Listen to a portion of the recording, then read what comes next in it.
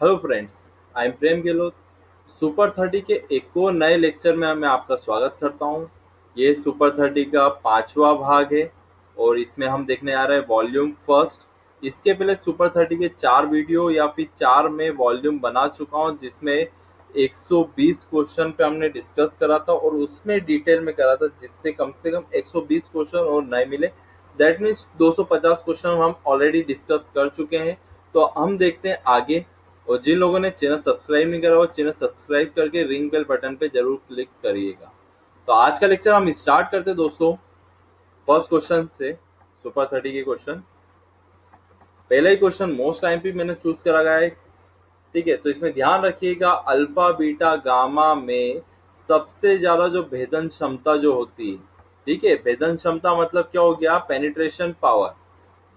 भेदन क्षमता जो है क्या कहलाएगी, पेनिट्रेशन जो पावर जो कहलाती है। दैट मीन्स ये चीज किसी चीज को आर पार करना, किसी चीज के आर पार जाना। अब यूं मत समझिएगा कि किसी चीज को फाड़ के जा रही है, ये किसी चीज के आर पार जाना। मतलब मैं एक एग्जांपल लेता हूं कि मोबाइल के जो सिग्नल रहते हैं दीवार के आर पार जा सकते हैं।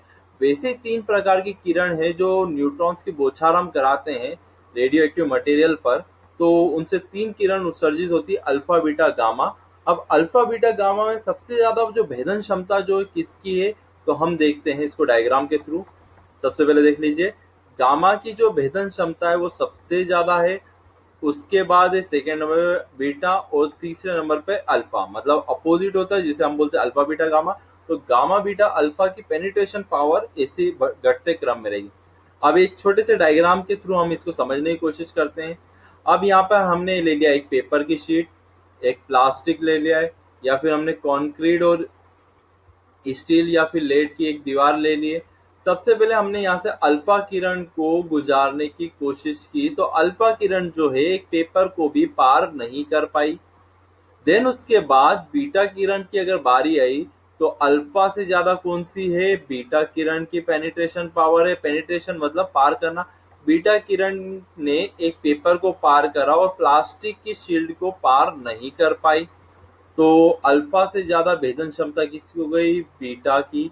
और पेनिट्रेशन पावर और बीटा से ज्यादा किसकी हो गई, गामा की। क्योंकि गामा जो है एक पेपर को पार कर लिया, एक प्लास्टिक की शीट को पार कर लिया और कंक्रीट की दीवार को पार नहीं कर पाई। बट इन केस तीनों में सबसे ज्यादा जो पेनिट्रेशन पावर अगर देखी जाएगी दोस्तों, तो ध्यान रखिए गामा रेस की पेनिट्रेशन पावर सबसे ज्यादा है।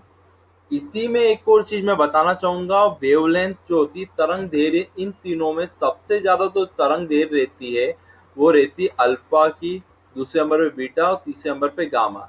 मतलब मैं ये तीनों शीट को अगर मैं हटा दूं और एक पर्टिकुलर रीजन रख देता हूँ यहाँ से यहाँ तक 50 मीटर का, तो सबसे ज्यादा जो दूरी तय करी गई, ठीक है, यहाँ पे पार करने की बात नहीं, यहाँ पे स्पेस है, कोई चीज सामने नहीं आ रही, तो पार करा सबसे ज्यादा अल्फा ने, उससे कम करा बीटा ने, उससे कम करा है गामा ने। तो आपसे कभी भी अगर वेवलेंथ की अगर बात कर रहे तो अल्फा की सबसे ज्यादा है, बीटा की दूसरे नंबर पे और गामा की तीसरे नंबर पे। और अगर भेदन क्षमता की बात करी है तो अल्फा जो है, अल्फा बीटा गामा में गामा सबसे ज्यादा होती है। तो ध्यान रखिएगा, ये दोनों 6 क्वेश्चन मैंने कराए जो अति महत्वपूर्ण, मोस्ट इंपॉर्टेंट, जो एग्जाम में हम अक्सर गलत करके आते हैं। तो पढ़ते हैं हम अगले प्रश्न की ओर दोस्तों। अगला प्रश्न भी बहुत मोस्ट आईएमपी है, जो अक्सर हम गलत करते हैं, तो इसके बारे में मैं 3 से 4 कंसेप्ट नए बताऊंगा। शेविंग मिरर जो है वो कौन सा रहता है, तो ध्यान रखिएगा दोस्तों, कॉनकेव मिरर रहता है। कौन सा मिरर हो गया, कॉनकेव। आप केव से याद रख सकते हैं। सबसे बेस्ट एग्जांपल मैं कॉनकेव का बताता हूँ, जो सोलर कुकर है। सोलर कुकर का जो भाग रहता है वो कांच जो लगा रहता है धंसा हुआ रहता है। यहाँ पे हम कोई सी चीज बाउल रख देते हो, जो सूरज का जो प्रकाश आता है इस पे केंद्रित होगा, यहाँ पे टकरा के यहाँ पर केंद्रित होगा, फिर से टकरा के केंद्रित होगा। तो जिस कारण से कॉनकेव जो रहता है, आउटर लेंस क्या रहता है, धंसा हुआ भाग रहता है। और केंद्र में अगर कोई सी चीज हम रख दे तो वो चीज क्या हो जाती है, पक जाती है। तो शेविंग जो मिरर जो है वो भी कॉनकेव का ही एक उदाहरण है। तो ध्यान रखिए। और एक और जो बताया मैंने कॉनकेव का, तो सोलर पैनल या सोलर कुकर जो बनाते हैं उसमें भी कॉनकेव मिरर का ही प्रयोग करते हैं। तो इसको थोड़े से और डीप में हम देखते हैं मिरर के थ्रू दोस्तों। देखिए ये जो शेविंग मिरर जो है ये कौन सा हो गया आपका कॉनकेव मिरर है, तो इसको जरूर ध्यान रखिएगा। अब कॉनकेव मिरर से सभी प्रकार की इमेज बनाई जा सकती है। देखिए एक मैंने इमेज ली है, जैसे आप बचपन में या फिर कभी कोई से जू टाइप में इसमें जा रहे होंगे, तो जहाँ पर शीशे लगे रहते हैं, किसी इमेज में आपका मुंह बड़ा दिखता है, किसी में आपका मुंह जो रहता है वो छोटा, किसी में आपकी हाइट लंबी दिखाई देती है मोटी। तो ये कॉनकेव मिरर जो है उसमें सभी प्रकार की इमेज बन सकती है। दैट मीन्स में ये है छोटी बड़ी लार्ज, ये सारे प्रकार की जो इमेज है वो कॉनकेव मिरर की बात कर रहा हूँ दोस्तों, ध्यान रखिएगा सभी प्रकार के। और कॉनकेव मिरर को कन्वर्जिंग मिरर भी कहा जाता है। तो आपसे अन्य नाम पूछते हैं कॉनकेव मिरर का अन्य नाम, तो अभिसारी दर्पण या फिर कन्वर्जिंग मिरर है, क्योंकि ये सारे प्रकाश को एक जगह केंद्रित कर रहा है। मतलब क्या हो गया, सोलर पैनल वाला सोलर कुकर वाला बताया, तो सबको क्या करा उसने एक जगह केंद्रित कर दिया, तो जिस कारण से इसका अन्य नाम भी बहुत बार एग्जाम में आया हुआ है। तो ये दोस्तों ये चीज भी आप ध्यान रखिएगा।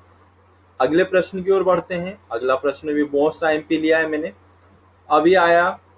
Contraction of the heart is also known as, हृदय का जो संकुचन जो होता है, जो हृदय जो रहता है हवा को बाहर छोड़ता है, या फिर मैं बोल सकता हूँ जो ब्लड को बाहर निकालता है वेसल्स के थ्रू, पल्मोनरी धमनी जो रहती सॉरी आर्टरीज जो रहती है उसके थ्रू। तो जो संकुचन हो जाता है, जो ब्लड को बाहर निकाल देता है, जब चपटा भाग हो जाता है तो उसको बोलते हैं सिस्टोल कहा जाता है। क्या कहा जाता है दोस्तों, उसको सिस्टोल कहा जाता है। इसको हम डायग्राम के थ्रू समझते हैं, क्योंकि दो आते हैं, एक डायस्टोल आता है और एक सिस्टोल। तो प्रक्रिया कैसे होती है और कब होती है उसको डायग्राम के थ्रू देखते हैं दोस्तों। आपके लिए डायग्राम भी कलेक्ट करें मैंने। देखिए सबसे पहले अगर ब्लड जो है वेसल्स के थ्रू अगर हार्ट में जाता है, अंदर एंट्री करी है, तो ध्यान रखिए डिस्टोल कहा जाएगा। दैट मीन्स क्या हो रहा है, इसके अंदर जो ऑक्सीजन क्या हो रहा है, फिलिंग हो रहा है ब्लड के साथ में। अब ये फिलिंग वाली पूरे हो गई, दैट मीन्स इसका आकार बड़ा हो जाएगा हार्ट का। सेकेंड चीज में जो आपका जो ब्लड है आरबीसी ऑक्सीजन को बाहर ले जा रही है, यहाँ से बाहर ले जाएगी, तो जब क्या कंडीशन होगी, तो हार्ट का जो साइज है वो क्या हो जाएगा, छोटा। और इस प्रक्रिया को बोला जाता है सिस्टोल कहा जाता है। क्या कहा जाता है, ध्यान रखिए दोस्तों, सिस्टोल कहा जाता है संकुचन, और डिस्टोल में क्या फीलिंग हो रही है ऑक्सीजन। इसके दो अन्य नाम और इंग्लिश में एग्जाम में आते हैं, तो उसको भी देखते हैं फ्रेंड्स। देखिए को डायग्राम मैंने आपके लिए करेक्ट करा है। अब देखिए सिस्टोल जो है उसे कॉन्ट्रैक्ट भी कहा जाता है। मतलब क्या हो गया, हवाएं जो है या फिर ब्लड जो है वो बाहर निकल गया है, और जो हार्ट के अंदर ब्लड ज्यादा जाता है और ऑक्सीजन ज्यादा आ रही है, पूरा फ्यूल अप हो जाता है, तो इसको रिलैक्स्ड पोजीशन कहा जाता है। तो ध्यान रखिए कॉन्ट्रैक्ट और रिलैक्स क्या हो गया, ये आपका हो गया सिस्टोल और ये स्टोल हो गया। ठीक है, तो ये दोनों नाम, ये प्रक्रिया जरूर ध्यान रखिएगा दोस्तों। आगे बढ़ते हैं हम प्रश्न की ओर, नेक्स्ट प्रश्न की ओर। आज का चौथा सवाल है, निम्नलिखित में से कौन सा तत्व कमरे के तापमान पर तरल अवस्था में नहीं रहता है। अभी तक दोस्तों आपने सुना होगा तरल अवस्था में रहने वाली धातु जो है पारा है, मगर इसके अलावा भी तीन और है, तो उससे आज हम देख लेते हैं। और यहाँ पर पूछा है मना, Na क्या हो गया, सोडियम, ये जो है ठोस अवस्था में रहता है, बोल सकते हैं एज कम्पेयर टू इन तीनों के। तो ध्यान रखिए इसका आंसर क्या हो गया, सोडियम जो है तरल अवस्था में नहीं रहता है। एक सामान्य तापमान 25 से 27 डिग्री जो रहता है कमरे का जो तापमान रहता है उसके ऊपर। अब देख लेते हैं पारा जो रहता है साधारण ताप पर द्रव अवस्था में रहता है। उसके अलावा ब्रोमीन भी जो है तरल अवस्था में रहती है, और सीजियम भी जो है तो वो भी क्या रहती है, तरल अवस्था में रहती है धातु, ध्यान रखिएगा। अब तीन धातु जो है वो नॉर्मल रूम टेम्परेचर पे तरल अवस्था में रहती है। तो ध्यान रखिए मैसेज याद रखना है इसका कोड। क्या याद रखेंगे दोस्तों, मैसेज। एम से जो है मरकरी है, एस से सीजियम, जी से गैलेनियम। तीनों जो धातु जो है वो सामान्य ताप पर या फिर रूम टेम्परेचर पे किस पे रहती है, तरल अवस्था में। ब्रोमीन जो है एक अधातु है, वो साधारण ताप पर द्रव अवस्था में रहती है। तो चार चीजें आप ध्यान रखिएगा, मैसेज, मरकरी, सीजियम और गैलेनियम द्रव अवस्था में पाई जाती है, और अधातु की बात करें तो ब्रोमीन। और सोडियम जो है चाकू से काटी जाने वाली धातु है। तो आपको एक प्रश्न और बताना पड़ेगा, एक और कौन सी ऐसी धातु है जो इसको हम चाकू से काट सकते हैं। तो नीचे कमेंट बॉक्स में जरूर बताइएगा। अगले प्रश्न की ओर बढ़ते हैं दोस्तों। न्यूट्रॉन्स की खोज किसने करी थी? तो ध्यान रखिए, न्यूट्रॉन्स की खोज करी थी चैडविक ने करी थी। अब इसके बारे में देख लेते हैं। न्यूट्रॉन्स की खोज जो है चैडविक द्वारा की गई थी, जेम्स चैडविक द्वारा। इन्हें नोबेल प्राइज मिला था 1935 में, और इन्होंने डिस्कवरी किसकी करी थी? न्यूट्रॉन्स की 1932 में, जिसका 1935 में इनको नोबेल प्राइज मिला था। और वैसे नोबेल प्राइज की शुरुआत दोस्तों 1901 से चालू हुआ था, और 1969 में अर्थशास्त्र में एक और फील्ड में स्टार्ट करा था नोबेल प्राइज। तो ध्यान रखिएगा ये चीजें प्रश्न। अगले प्रश्न की ओर बढ़ते हैं दोस्तों। अब ये भी मोस्ट टाइम पे क्वेश्चन है, सारे मोस्ट टाइम पे क्वेश्चन, मतलब एक से आप 5 क्वेश्चन समझ सकते हैं, जिस कारण से कलेक्शन कर रहा हूँ। और ऐसा कलेक्शन वैसे आपको बहुत कम या फिर कहीं नहीं मिलेगा इस चैनल के अलावा। तो हम पढ़ते हैं अगले प्रश्न की ओर। Electromagnetic radiation with maximum wavelength, अधिकतम तरंग दैर्घ्य के साथ विद्युत चुंबकीय विकिरण सबसे ज्यादा किसकी रहती है? तो ध्यान रखिए, रेडियो तरंग की वेवलेंथ होती है सबसे ज्यादा दूरी तय करना। वेवलेंथ से आप समझ सकते हैं लेंथ। तो तरंग दैर्घ्य की, इसको हम 3 अलग अलग डायग्राम से समझेंगे। तो फर्स्ट डायग्राम देखते हैं दोस्तों। देखिए, अब होते हैं 7 जो कलर रहते हैं वो विजिबल कलर रहते हैं, उनकी रेंज रहती है 10 की पावर 2 से 10, ये रेंज रहती है। तो 7 विजिबल कलर रहेंगे। इसके पहले जो फ्रीक्वेंसी माइनस वाली जो फ्रीक्वेंसी है, वो जो फ्रीक्वेंसी नॉट विजिबल है, इसको हम नहीं देख सकते। और इसके रेड रंग के बाद की जो फ्रीक्वेंसी है, that means infrared, microwave, radio तरंग और लॉन्ग रेडियो तरंग। ठीक है, ध्यान रखिए, लॉन्ग रेडियो तरंग की सबसे ज्यादा होगी वेवलेंथ। तो इनकी जो है, इनको भी हम देख नहीं सकते हैं। केवल ये 7 कलर जो है इनको देख सकते हैं। इससे कम फ्रीक्वेंसी वाले और इससे ज्यादा फ्रीक्वेंसी वाले कलर को हम नहीं देख सकते। और हमारा क्वेश्चन था कि वेवलेंथ सबसे ज्यादा किसकी रहती है? तो ध्यान रखिए, रेडियो तरंग की सबसे ज्यादा वेवलेंथ होती है। और जिसकी वेवलेंथ सबसे ज्यादा होगी उसकी फ्रीक्वेंसी क्या होगी दोस्तों? तो ध्यान रखिए, फ्रीक्वेंसी सबसे कम रहती है। फ्रीक्वेंसी मतलब 1 सेकेंड में कितनी साइकिल करी गई है। तो ध्यान रखिएगा, जैसे हम बोलते हैं लाल रंग की वेवलेंथ सबसे ज्यादा है और फ्रीक्वेंसी सबसे कम, और बैंगनी कलर जो है उसकी फ्रीक्वेंसी सबसे ज्यादा, मतलब 1 सेकेंड में स्प्रेड हो जाता है, फैल जाता है, और वेवलेंथ इसकी सबसे कम होगी। तो प्रश्न, अगले प्रश्न की ओर हम बढ़ते हैं। अच्छा, इसी का एक और डायग्राम है दोस्तों। देखिए, रेडियो तरंग की जो है दूरी, वेवलेंथ सबसे ज्यादा है, और सबसे कम किसकी है? गामा किरण की। आजकल ऐसे डीप में क्वेश्चन आ रहे हैं जिस कारण से मैं और डीप में बता रहा हूँ।